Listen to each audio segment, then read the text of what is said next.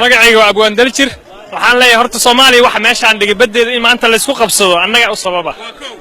haddaan isku tiirsanahay tago qura aynu nahay adduun maanta ranturoodeen Tigraydiyo Kenyaatigaas xaduudaha Soomaaliya tilaabeen tayeeglow ilaa togdheer iyaga calankood ma taagteen tallahi kayguna ma taaheen haddaan isku tiirsanahay tago qura aynu nahay adduun maanta ranturoodeen tahriib Soomaan galeen magafa imowtumeen Tripoli maan tageen badweyntana kumaan hafteen yaxaaskuna ima dafeen hadduna ima ay cunteen anaa qarankaygi taagnaa anaa madaxdaydi tuuray misana tacabkay qasaarshay anoo tubta toosan haysta anaa diiftiya xumaanta anaa tuugsiga ka doortay waxaa kala tagoo tif yeeshay calankan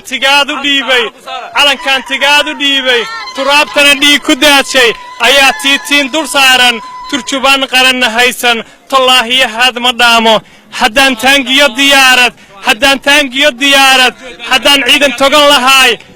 haddaan ciidan togan lahaay xaduudaha gaaf wareega sidii duufaan u laaya cadaawaha soo tilaaba maanta tacabkay qasaariyay haddaan tiiraanyo ooyo ilmadu ay iga dareerto madaxiga tireena haysan wadani iyo turaana haynin waa aqal tiir la'aane labada mid tiraaba dhaanta guhaadku yow i tuurin waxba yow ila tilaabin nabarkaan igu tallaalan isku taariikhda nahay taahiisuu wili idaynin gaaweetada laygu caayo qaxooti magacaygu yahay hadmay boogtaasi bogsan wasalaamu calaykum.